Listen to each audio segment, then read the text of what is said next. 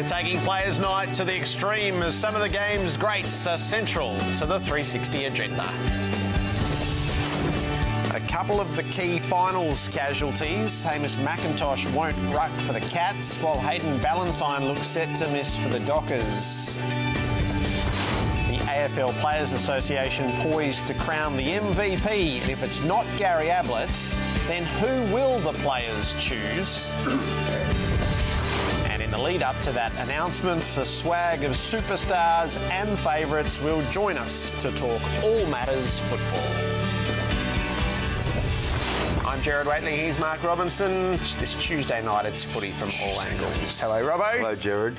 So we know who the media has picked as their best, we know who the coaches have picked as their best, we'll find out who the umpires have picked as their best soon enough, and tonight, after us, we'll find out... Who the media picked as their best? Well, your paper's finished. Oh, right, the individual awards. Yeah. No, it used to be a great night before I started bloody doing 360. Can't get there now and have a good sip. I remember the first players' night I went to. I hope they don't mind me saying it. Had a few beers with Archer and Jonathan Breyer. And I'm not name dropping, it just happened because, you know, likely pairing. We all just sort of fell into it. We had a couple of common traits. And not playing football traits, but just a couple of social traits. And drunk. Had a massive night. Well, I thought, how good's this MVP? 4 years running, haven't been. Sit here next to you, having a good time, mind you, but not quite the same. Not quite getting home at 3 o'clock in the morning. A Tuesday matinee to start us, Robbo. Mine's a different one. Mine's golf. Do you follow golf? Yeah. Can you play golf? Oh, I've never asked you. Only vaguely. Yeah. I look forward to over 100 or below 100? Below, but only just. How many air Did swings you do you lie? Do you count air swings? No. Do you have air swings? Are you allowed to count? Are you supposed to count air swings? Are you? I used to be okay. Hang on, everyone. I will be okay. Are you a good golfer or not? No. Okay, we'll move on. You were talking like you were. No, I wasn't. You said you shoot under 100. Only just. Might sneak away. Anyway, watch this. This might look like you. Certainly I've done this. Rory Macker on the weekend, the BMW. 4 putted, Gerard, from 1.5 metres. Have you ever done that? I've had a 5. I'm more likely to take 4 to get off the tee. Oh, are you? Yeah. You're that bad. My short game's okay. Righto. Look at this. He had a 4 in the 3rd round. He had a 4 putter in the 4th round. He's the best golfer in the world. Yeah, gives hope to all of us. Oh, does it what? Does it what? Well, anyway, that was my matinee. That's a good matinee. That is a good matinee. What about your matinee? Mrs. Scott's boys. We still hear stories about Len and Norm Smith coaching against each other. They've resonated throughout the generations. Yep, no doubt. And now we have twin brothers coaching against each other in a final. And do you remember, it was the 2010 Rising Star lunch that Lynn Scott came and told the family story, and at that stage Brad was coaching. Chris wasn't yet. He was still an assistant at Fremantle. He was about to get the Geelong job. And think about the week that the family is having. Brad's wife, Penny, is about to give birth to their first child. Expected this week, is it? So Lynn is going to have a second grandchild, and then her 2 boys are going to coach against each other. Now, as a parent, the general rule is you console before you congratulate. So Friday night will end first with a measure of disappointment before there's joy. But what I think... So the brothers give each other a wide berth this week. That's fair enough. Do they? Except that if Penny has the baby, you can't not go to the hospital. Well, Brad will have to go. Well, Brad will. I think Chris has to go as the uncle. You drop in and you say you know nothing about family life. I would get. You drop in and you say hello to your new niece or nephew. What if the game's on? What if the game's on? No, it won't be. How do you know? He should take a Geelong beanie bear in. That would be provocative. You're not working with me at all here. That's all right. I thought you were saying, Brad, if the game is just about to start and his wife's having the baby, Brad has to leave. No, I'm not interested in that part of the story. Does he leave or not leave? No, that won't be happening. So how do you know? Are you God? Interest me. I'm more interested in how Chris, as the uncle, goes with the birth of the new Well, of course child. he'll go and say hello. You should take a little Geelong beanie bear in. Be really provocative. Be great. Anyway. Don't go at all. Don't go at all. So you're not my brother. You're not my brother. You're my opponent. I've lost the matinee somewhere along the way. Chris was asked today who Mum would be barracking for. I think Mum's policy generally has been to support the underdog. The real question for her this week is to work out who the underdog is. I'm not claiming that status, but I'm not claiming the reverse either. And that's the other rule in life. What's that? Brothers apparently give each other nothing. Of course, You of never course they cut your brother slack. You went on a bit long there. Yes, I think people lost no you. doubt. Okay, I think top you of the lost agenda at this time of night. year. The casualty ward shaped so many fortunes across September, and the bigger the name, the more urgent the story. And certainly from the Fremantle side of things, when it's Hayden Ballantyne, that creates a real edge of urgency and possible problems. He'd like to leave it open. He had surgery. I haven't got the full.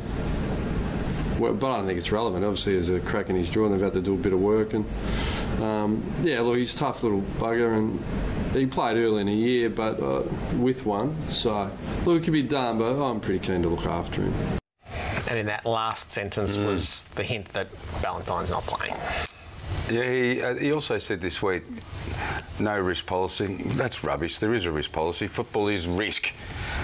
You work out whether they can play or not. The words that got me over the line that he probably won't play is Ross said he's got a duty of care. To Hayden, as we said last night, Jared, he's courageous, he's tough. If it was up to him, he would play. He would play. It's only a jaw, you know, but those decisions have got to be taken out of the hands of the players. And that's why it's going to be difficult for Ross Lyon to tell him, you're not playing Hayden. Which is come on, it's an enormous blow that he's not playing. Enormous. And we'll get into that later in the week. But it's, you know. Losing one a week's a bad formula at this time of year, isn't it? Yeah, and what's his name in the moon boot? The midfielder, Michael Barlow. They said he'll be right, but they just got little ailments everywhere. Luke McFarlane's nowhere in the conversation. The other big story is literal down at Geelong, where the ruckman Hamish McIntosh is not going to be a part of Friday night. No, Hamish is sore and he won't play this week. So we're hopeful that Hamish can go through a rehab plan over the next week and a half to get himself in a position, if we're good enough to win Friday night, to play the following week. But no, he won't play this week. So where does that leave your ruck stocks this week? Well, we've got a few options with Josh Walker coming into the team. We effectively played with 3 ruckmen last week, so at a bare minimum we could go in with Walker and Blitzarves in the ruck, but we've got some other more left field options that we're considering as well. Can you give us a hint at the left field ruck options? Tom Hawkins has done a little bit in the past. Anyone over 193 centimetres is a candidate. Oh, yeah, I don't think Tom Hawkins is going to be in the ruck this week. No, I don't. Jared Healy passionately made the case last night for Blitzarves, and that was before he knew that McIntosh was out, and he made a lot of sense as he was making it. He had the statistical information from the weekend to support it. Well, now it just has to be. Yeah, the way Hale got away from McIntosh on the weekend, that was a concern. It really was. But can the same be said of Blitzarves? Are you a person, Jared, who you think, righto, with this news of McIntosh, am I really devastated? Or are you thinking to yourself, you know what, I'm happy that Blitzarves in the middle. I really am. I like the challenge to him. Yeah. And I watched Jared last night and thought that there's a hell of a lot of sense in what he was talking about, and the historical references to Jim Steins, and he put that to Neil Baum tonight. So they were 2 men who knew Steins' progression well. It's a lot early, but you never know until you try. Worst things that happen in life. Necessity. Get him in there. He'll jump. He'll run. He'll give his all. We've seen that. Yep. We've seen it. Yeah. All right. Part of our build-up to the MVP tonight, the Players Association's big night, is the President, Luke Ball, who joins us from the red carpet. Luke, welcome to AFL 360. Thanks, guys. Yeah, we've got it right this time, I think. Last official duties as President, is it? Oh, pretty well, yeah, it is. It's it'll be certainly my last MVP awards as president. I think I'll stick around until next March, until the AGM, before handing over the baton to someone else. But last time I'll address the crowd as president. Don't be an idiot and get carried out at the end of the night, Paulie. Sorry, Robbo. I said, don't be an idiot and get carried out at the end of the night. Well, I've got a couple of hours before I speak, so I've just had a beer and it tasted okay. Who was that? Nathan Brown. Only thing he's done all year. Oh. Nah, that was a bit rough. Do you feel like a former footballer already, Luke? Oh, no, I don't, Robbo. A few people have asked that, and I think because the club finished last week in disappointing circumstances, I just feel like the other boys, like the season's over, and it probably won't be until the ball's bounced for 2015 that I get sort of, itchy feet a bit and feel like an ex-player. So at the moment, it's just nice to give the body a bit of a rest. Has any club, this is just off the top of my head, has any club inquired about whether you would like to play on next year? No, I think the silence has been pretty deafening, Robbo. So, my phone's been on, and I'm not sure whether Paul Connors, the manager's phone's been on. But look, I think most clubs are well in the mix of either a post-mortem or there's obviously still clubs sort of heavily ensconced in the final. So, look, I think the way it's ended, it's probably good time in the end. Albeit, when I spoke to you, I'd still love the idea of playing on, but I think probably the way I'm feeling physically at the moment, it's probably not the worst thing. The Lee Matthews Trophy, which will be handed out tonight, Luke, do you feel like in recent years it has grown in stature as the players maybe have taken it particularly seriously? Yeah, I think it really has, Jared. And I think it's grown with the game. I think with so much extra scrutiny and coverage of the game these days, that awards like this and the Coaches Association as well, I think you hear most players saying now that, it's just as big an honour, if not a bigger honour than some of probably the more awards with more prestige and more history. So, I think Gaz has had a bit of a mortgage over it in the last 5 or so years, but it'll be interesting to see tonight whether what did he play, 16 or 17 games is enough for him to hold on to it, or whether we get to write a new name on the trophy. Paul, of all your endeavours while you were president of the Players Association, as you leave, what was your, I suppose, your proudest and your most important legacy that you've left?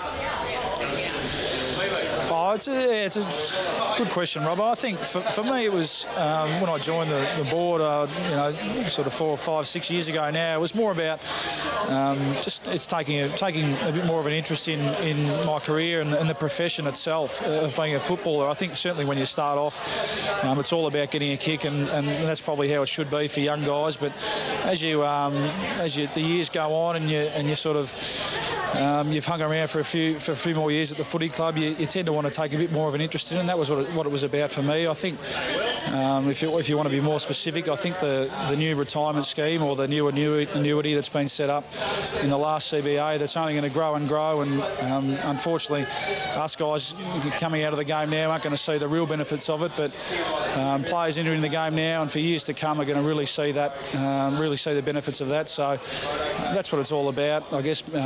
Making players better players and better people throughout their time in what is relatively a short career. I think the average career is only 6 years, so maximising your time while you're in the game and hopefully setting yourself up for your transition once you've finished your career as well. So there are all sorts of different challenges for players, and one who is about to enter challenging times again is Mitch Clark, who seems on his path back to football, and all the immediate scrutiny that has descended upon that. Do you feel like this will be hard for Mitch, Luke? I think the obvious answer is yes. I think if he's, having said that, I think if he said that he wants to come back, he would have done a lot of thinking about it and realised that he probably won't be able to just slide back in, going unnoticed. I think if he comes back to Melbourne or be at any other club, the spotlight will certainly be on him. But hopefully he's used this time away to get himself right and physically and mentally, and realise that footy is a great opportunity for him, and he clearly loves the game. I think think he said that all along. Through injuries and circumstances, he had it taken away from him, so perhaps he's gone away and had a good think about it and realised that, he still really does love it. So I've only met him a couple of times. He seems like a terrific bloke, so I wish him all the best, and hopefully he does get that opportunity and thrives and gets the luck that he deserves. I think, he only ever asked for a good run at it, and he certainly deserves that. So I wish him all the best. And we'll wish you the best for the night. So good luck with it and enjoy. Thanks, guys.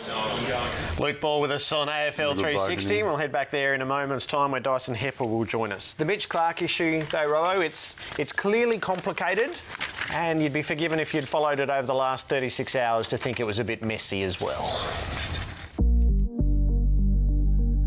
First and foremost, hopefully Mitch is in a good state.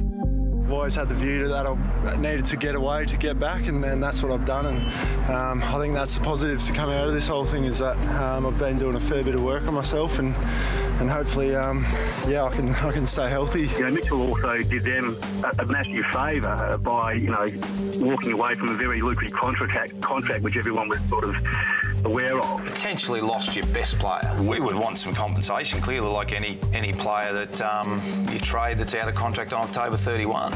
What's your name? Yeah, I think he had an opportunity to come to this club that he didn't want to come to. I understand he's not a very well young man. That's what I know. So from me at the minute, I'm a bit confused by it all. We're going to an unhealthy young man. But he did have an opportunity to come here that he didn't take.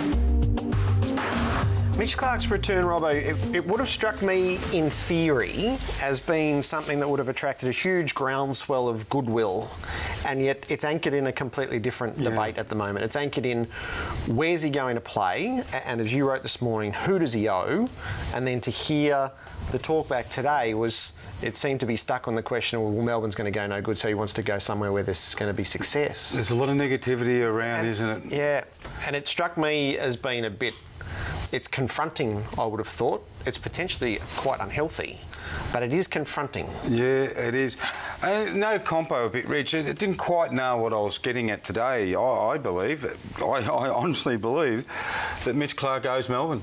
Now, people can say, he's suffering a mental disease. How dare you write that? The fact of the matter is that Mitch Clark's putting himself back in the football spotlight, the football climate, where these sort of questions are coming. And I've got an opinion, and I think Mitch Clark, for what it's worth, owes Melbourne. And, people are having a crack at me. Well, bad luck. Of course I care about him and he's well. But he's now a footballer again. He wants to be a footballer, so we're judging him on where he should play and where he should not. He said yesterday he loves Melbourne. I don't know if that is entirely true. I don't think Mitch Clark wants to go to Melbourne. I think Mitch Clark, if he wants to come back, should be honest with Melbourne and say, you know what? I don't want to play for Melbourne, I want to go somewhere else. Well, if you think that, do it, so everyone can move on. Because right now... And there may well be very good reasons for it. There may. But he would need to share those for people to understand. We are all asked to understand people with depression. We all are, and we try to, because it's a bad disease. We know people who've got them, and we try and understand it. But we're trying to also understand why he wants to come back and why he doesn't want to play for Melbourne. So I think Mitch should talk at length soon enough. Okay. It is complicated. Let's head back to the MVP Awards, where we've just had the announcement of the captain of the 22 under-22 team, the young stars of the competition, and that man is Dyson Heppel from Essendon. Dyson, welcome aboard. Yeah, good on you, boys. Thank you. It's a nice little honour. Yeah, no doubt. No, it's a fantastic little number, but excited to be here tonight. It's been great. So the team that was named, the young stars of the competition, I imagine there are probably some friends of yours from junior footy or ones you've shared experiences with along the way in the team that we're about to see go up? Yeah, no doubt. No, it's it's a fantastic side. Some elite young talent in that team, and as you said, to be named captain of the side is a great honour. And certainly played alongside and against some of those guys through various competitions throughout the junior days. So it's great to be, I suppose, named in a side with them. Adam Treloar, I got told that Adam Treloar, Dyson, wasn't going to be in the team. And I'm thinking, this is going to be a damn good under-22 team if Adam Treloar is not getting a game. Yeah, no doubt. No, well, he's certainly snuck into that side. No worries at all, I reckon. And but as you said, there's some fantastic players that certainly missed out on the team. So she's pretty tough to gain a spot. It's great. How devastating was Saturday night, Dyson? Yeah, very disappointing results to end the season that way, especially after such a good first half, and it was a completely different second half, and very disappointed. But we're going to use that as motivation for next year, and we'll assess how we let that happen really, and we'll be better for the experience anyway. Yes or no answer, and you'll probably not want to answer these questions, but if you could please give us a yes or no answer, it'd be terrific. I'll see if I can give you something, mate. All right. Will Mark Thompson be at the club next year? Yes. Will Patrick Ryder be at the club next year? I'm going to say yes. That's all. That's 2 for 2. Zen, I don't want to push him. Thanks, boys. I thought you were going to run 10 past him. So, Dyson, did you have your exit interview today with Bomber? No, I haven't had mine today. Mine's tomorrow, so they're running over today and tomorrow. So yeah, all good. He's probably going to tell you, can you go in harder for the ball? Can you be where the ball is a lot more? We need more out of you. No, it'll give me something funny, I bet. But no, it'll be good. It's good to wrap up the year and get together with the boys and let the hair down a bit. So yeah. But Bomber's shared a lot with us on this show this year. What has he shared particularly for you? What's he done for you as a footballer? I think Bomber's been outstanding for the young guys coming into the group. He's a very good coach in terms of, he knows when to be serious, and he explains the game plan in a very simple manner that's easy to follow. And, he's been outstanding for the entire group. And I suppose he probably doesn't seem it, but he's brought a real professionalism to the way we go about our training, the standards that we set. And, he's really driven that hard on the group to, I guess, try and coach each other instead of, I think he's pretty happy. He'd like to be able to just sit back and not do a lot, as in the team can coach themselves. So something I've certainly learnt from Bomber. You do a lot of travelling in the off-season, Dyson. Have you got any plans this summer? Yeah, a few plans, guys. Are heading to Hong Kong with the guys next week, so that'll be good fun. And off to India in October for 10 days. So heading over there with 5 or 6 guys from the club on a bit of a leadership program tour, and then get away to Bali at the end of October as well. So a few little trips planned, which would be good. Sounds nice. Hey, seeing as you answered every question so honestly, who did you vote for as the MVP tonight? I voted for Joel Selwood, so I think he'll take the chocolates, but it'll certainly be a close one, I reckon. Yeah, I reckon it will be. Dyson, thank you, and well done on your award.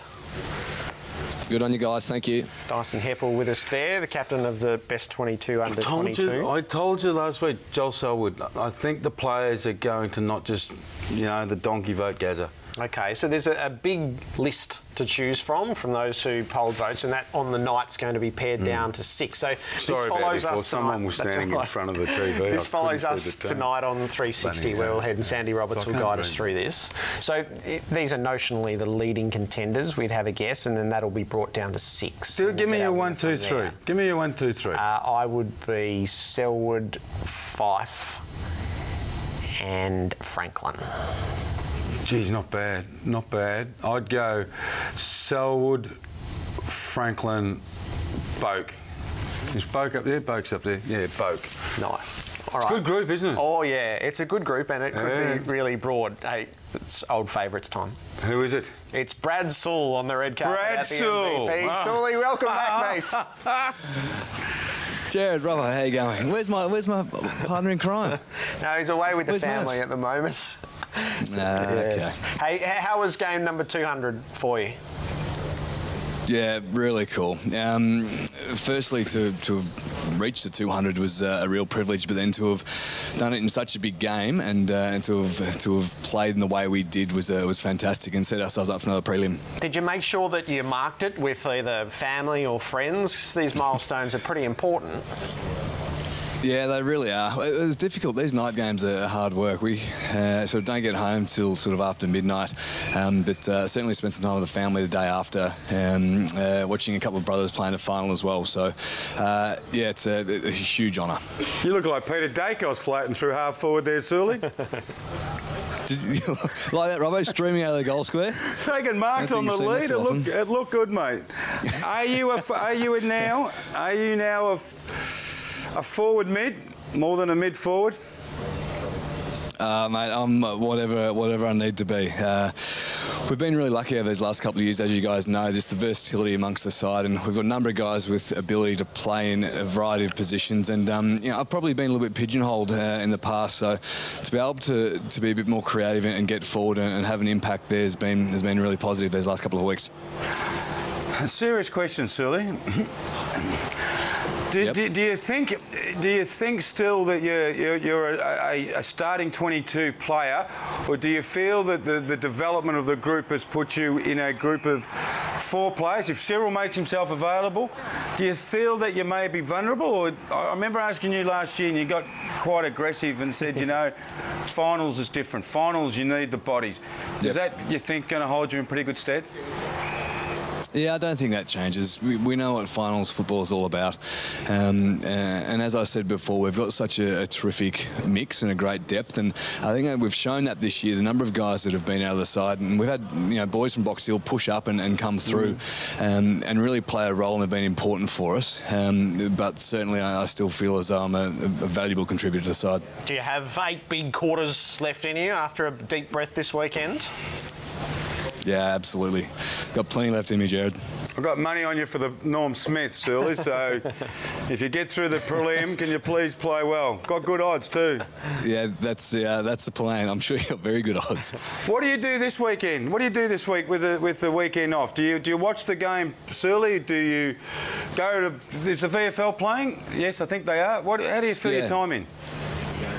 Yeah, so we'll do a session Friday and then a little recovery session on Saturday morning, and then our Box Hill guys are playing on Saturday at Port Melbourne. So they've had another terrific year. They obviously won it last year, and they're in the prelim again on Saturday. So I'd imagine most of the guys will get down there and support the boys, and then it's up to the individual thereafter. A lot of guys will be watching the games, I'm sure, to see who we end up playing against next week. So just between friends, and we won't spread this any further, he's not listening. How do you reckon Jordan Lewis has got in your seat? This year, sorry? Yeah, on 360. On 360 in your seat. They're big shoes to fill, I guess, weren't they? But no, I think he's done very, very well. Well, it was a big seat to fill as well. And if anyone can fill it, he's got the seat to do it. He's told a lot of good stories about... Very, very well. So he's told a lot of good stories about you, Brad, that you didn't tell us last year. Is that... Well, be careful what you hear, isn't it? You've got to check the source, don't you? Brad, nice to catch up. Good luck for the end of the season. No worries. Thanks, guys. Brad Sewell with us from the MVP. Following 360 tonight, we will find out who the players have chosen as this year's most valuable player. Now, up next, Jordan Lewis, Paddy Dangerfield and Gary Ablett. Really?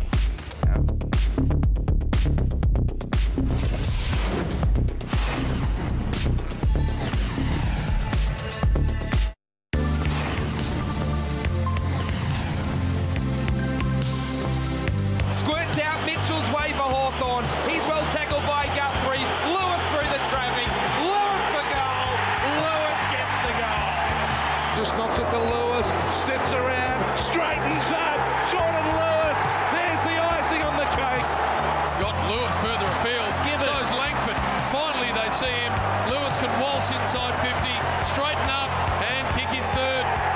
The kick goes to the wing. Hale can't. Off the back, Lewis has got for the ball, but Langford wants to go on his own. Eventually does give to Lewis.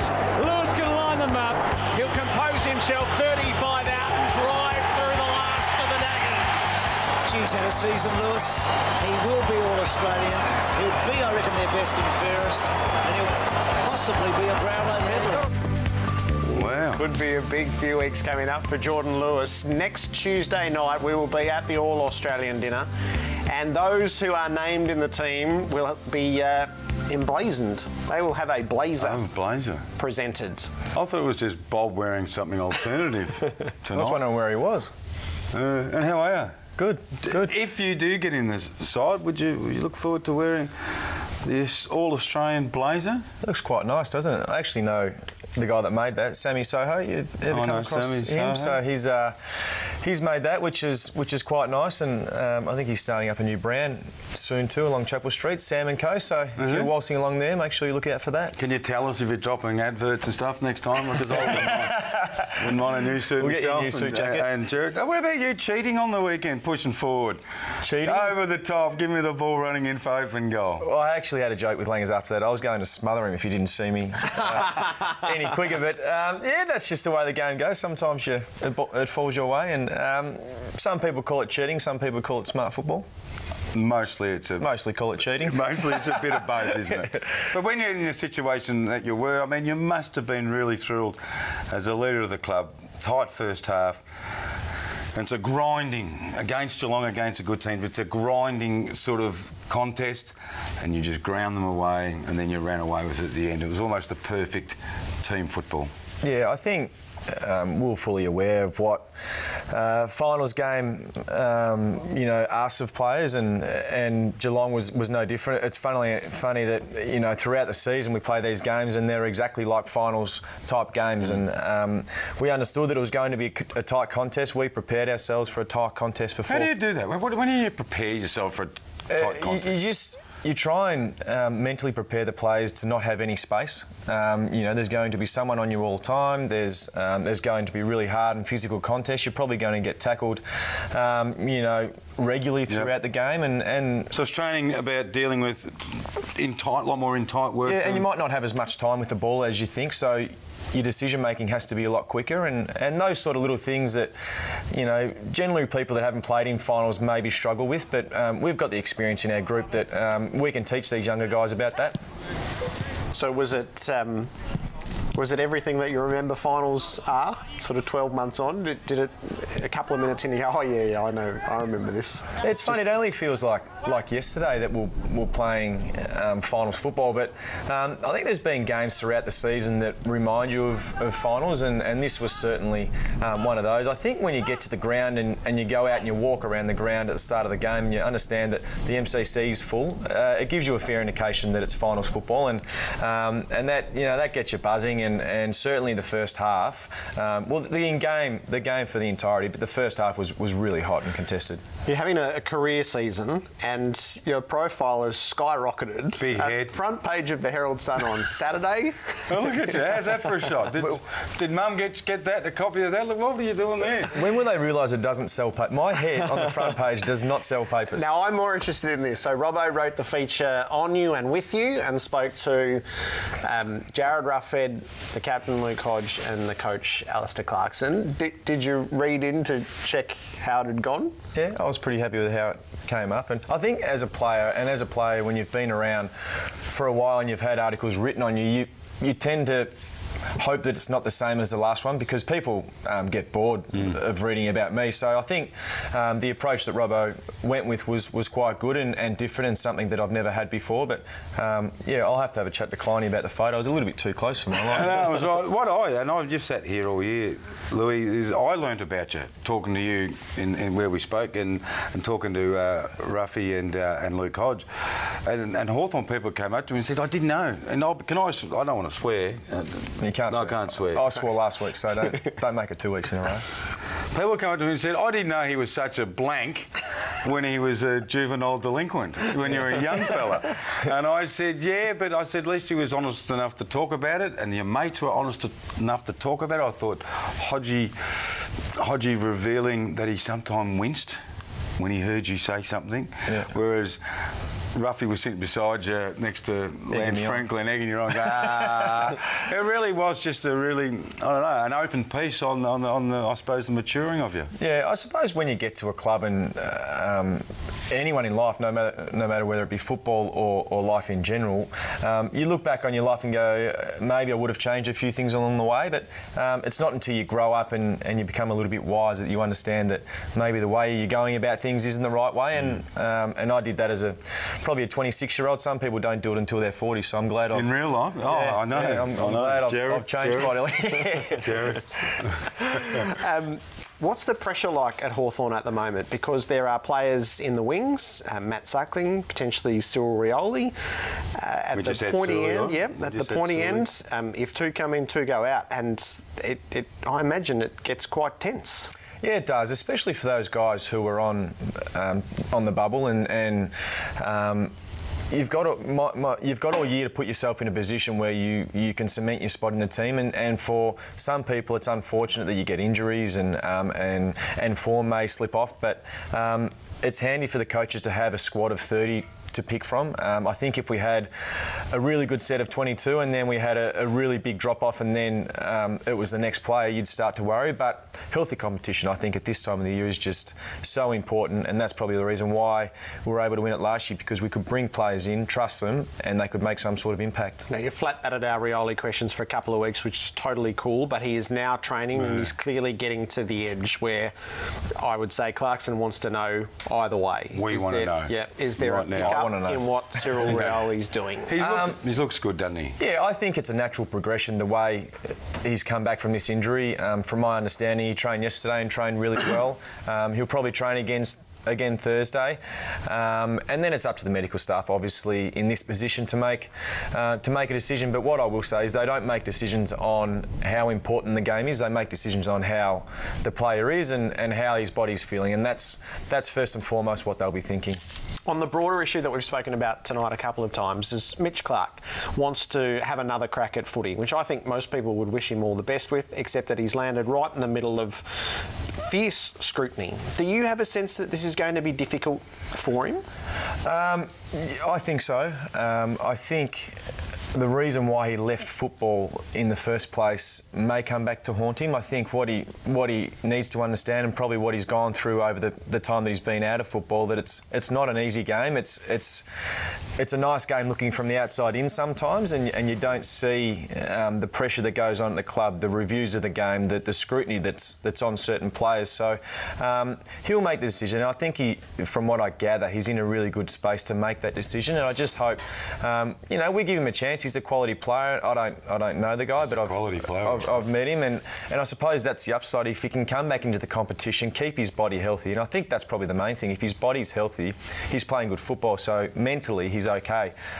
So if he gets a really good run at it, you wish him all the best, and you hope he does, because that sort of talent you don't want to see leave the game too early. Do you think there will be leadership groups, and Hawthorn has been linked with him, so is Collingwood, and so will be a bunch of other clubs. Do you think there are leadership groups who go, actually, we can really help Mitch Clark, not just with the jumping and the marking and the kicking, but with all of life and all of football? Yeah, I think for him, when he went to Melbourne, there probably wasn't as many stars in the team that could actually divert the attention away from him.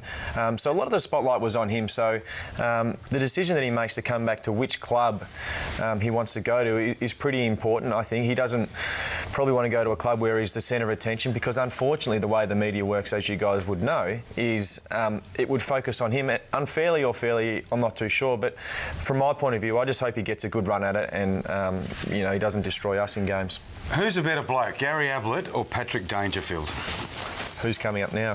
No, they're not there. They cannot hear. This is not a trick question. Cannot hear. To be honest, I know them as footballers. I don't quite know them as people. Both Geelong boys. So they are. Who's a better player then? Well, your left shoulder. There you go. Hello, Patrick. Hello, Gary. They were so good with us last year at this time. They are together again. Paddy Dangerfield and Gary Ablett. Welcome to AFL 360. G'day, guys. Thanks, guys. Nice to have you with us. Gaz, it's a little while since we've seen you. Just give us the update on how you are and how the shoulder is and what comes next for you. Yeah, I'm about 8 weeks post-op now, and my earpiece has just fallen out, so I can't hear you.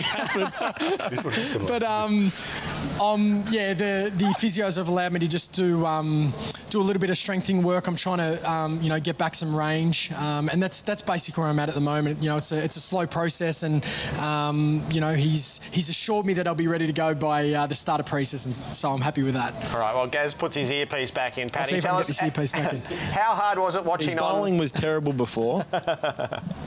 How hard was watching on at the weekend, Paddy, given how close the Crows did get in the end?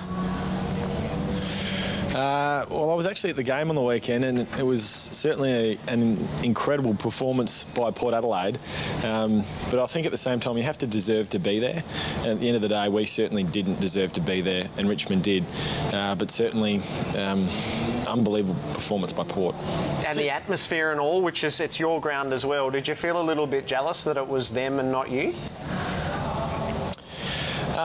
Certainly envious.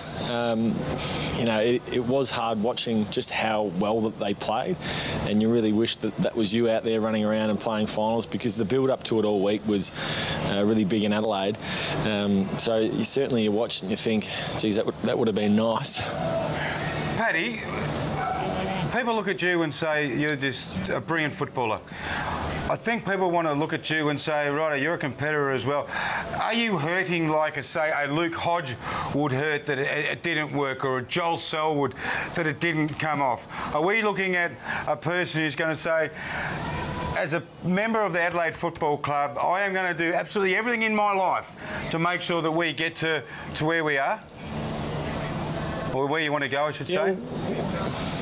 Well, as a group, we were incredibly disappointed with where we've finished, with how we've played, and I think one of the real disappointing parts of our season was we lost, I think it was 6 games by under 2 goals. So it's those games when you really need to stand up as a leadership group and as a team and just get the job done. So it's certainly an area that we need to get better at this season, and I'll do my utmost, as the rest of the leadership group will, to really drive the group and improve on for next season. Do you feel a greater responsibility? And we asked the greats of their team. Gaz has been asked this question many times. Did you feel extra responsibility? Because people look at you as the best player. Can you give us even more than what you've got? Oh, I think so, but at the same time, I think really good teams, they're not just one individual. I think it's a group of 22 even contributors. They're the great teams, and I think that's where we need to get to. The Crows, we've had some players have really good seasons throughout the year, but we just haven't had that real even contribution from everyone playing. Did you vote really for... serious questions tonight. Very now we're getting less serious. Give us something. Did you vote for Gaz? Gaz is going to win his 6th MVP. Is he? Did you vote for him? Yep. Who was rated Paddy too. You used to said that last year. We did it again this year. With one shoulder, and I still gave him 3. Gaz, how hard was it watching those last couple of months as it slipped away from Gold Coast? It was very hard. I'm a very competitive person, and I've always found it very hard, watching your teammates run around without being able to be out there. But I think at the same time, as disappointing as the end of the season was for us, we'll take a lot away from that. We'll learn a lot. We sat down after the last game and for a couple of hours in a room and just talked about the areas we need to improve, what we need to work on next pre-season, and there's a lot of those areas. But the boys are excited about that. They're going to go away and enjoy the break now. But we're really looking forward to next year and hopefully playing some finals footy. If you don't win it, Gazza, tonight, who do you think would be a worthy winner? I think there's so many guys that can win it. I really do. I think there's so many guys that have had fantastic seasons, and I love to see Paddy get up, obviously, but also Joel Selwood. Being my ex-teammate, I think he's had a fantastic year. He's a great guy, great leader, and I think he's had a good enough season to win it. So we'll see what happens. We talk to you at these nights each year, and most times you're walking in as the heavy favourite, and it's probably not expected tonight. Does it change the dynamic a bit? Is it, in its own peculiar way, a little bit more enjoyable? I think the night's always enjoyable. You come along, you get to, catch up with your mates, you get to have a quiet beer, and whatever happens, happens. So I think that's the same tonight. You don't come in with any expectations, and you walk away with a smile on your face no matter what. So I think whoever ends up getting up there tonight will be a worthy winner. Gaz, Paddy, thanks for your time again, and enjoy your evening. Thanks, guys. Not a problem, guys. Patrick Dangerfield and Gary Ablett with us on AFL 360. After our broadcast, we will head to the MVP to find out who is crowned. Great questions from Jordan. I thought, Jordan, you were clearly... I couldn't get a word in. What would you have asked either of them? Where's the footy trip, probably? No. the serious questions? Do you reckon we were too serious? I mean, because they had a wrap-up season party, you know, we don't want to talk about that. But when I see Dangerfield, I rate Dangerfield so high with Selwood and Gazza. I think, does he get in that company and think about what he can do as a footballer and as a leader? That's what I think. Yeah, and I also think because they're not in the media every week, you probably don't get the opportunity to ask him those questions or even Gazza those questions. So when you get the opportunity, why not? Who'd you vote for? Franklin was mine. Yeah, he'll be up there somewhere, I'm sure. We will find out after AFL 360 who the players have voted as their MVP for season 2014.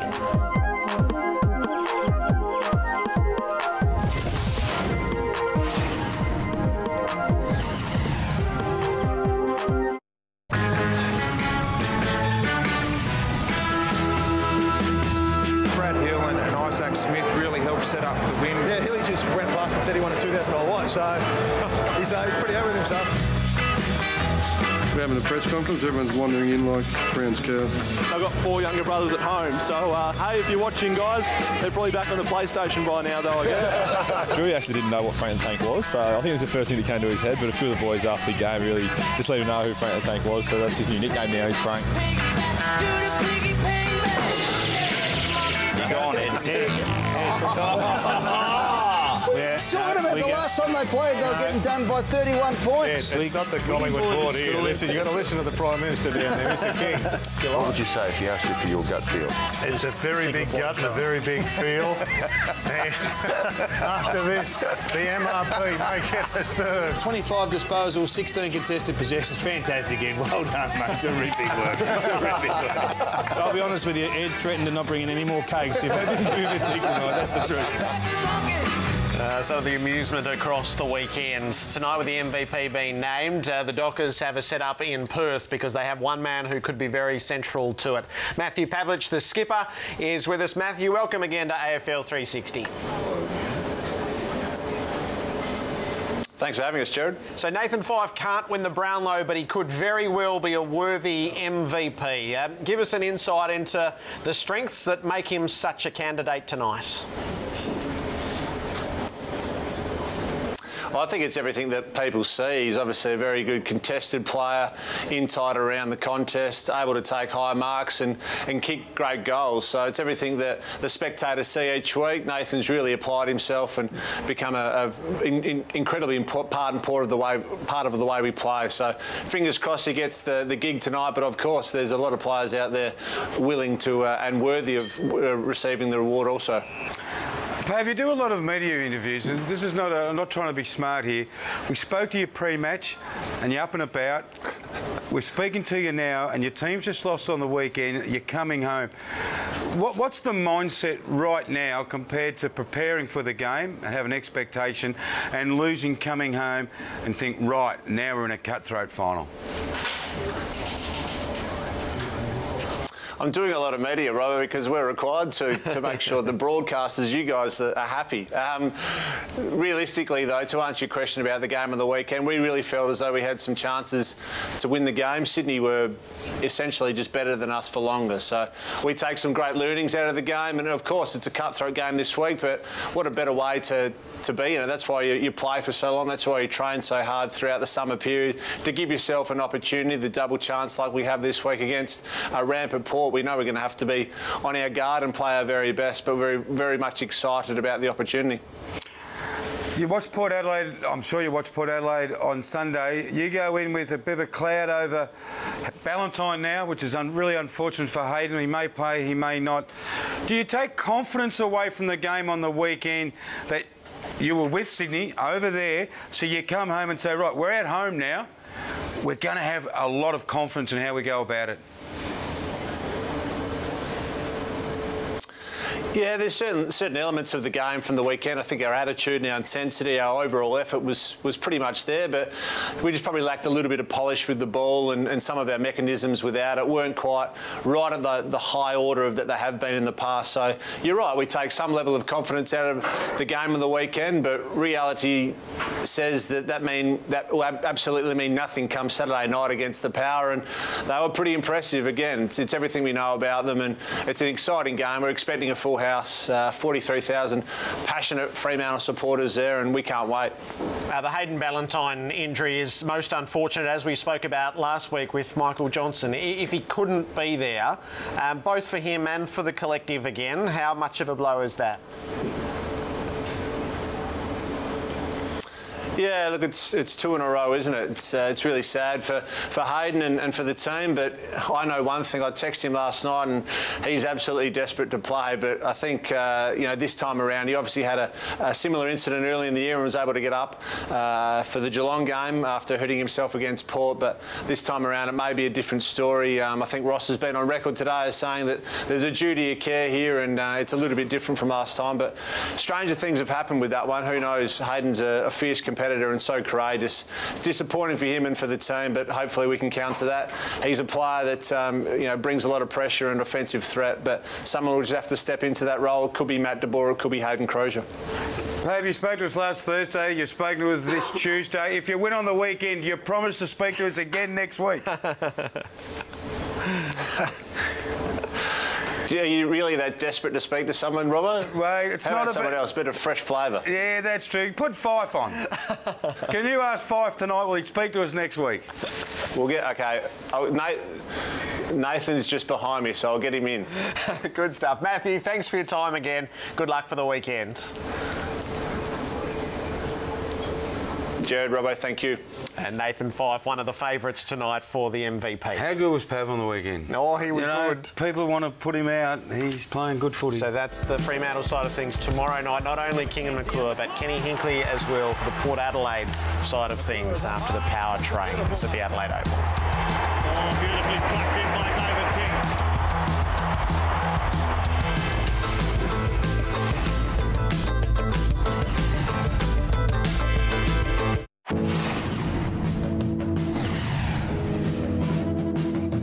This is the scene at Peninsula at Docklands tonight, where the players are out in force to hand out their annual awards and to name the 2014 MVP. 5 of the past 7 won by Gary Ablett, but a real sense of mystery around what might happen immediately after AFL 360. Quick ticket update for the weekend, Robbo. You won't be surprised to know there's only a limited number of restricted view seats left at Patterson Stadium. They're going to be out in force, the Dockers fans. There are additional V-Line services that have been instituted to help Geelong fans get there on Friday night, and still plenty of chances to get there. OK, Robbo, see you tomorrow. I'll see you tomorrow, maybe. Let's head to the MVPs with your host, Sandy Roberts.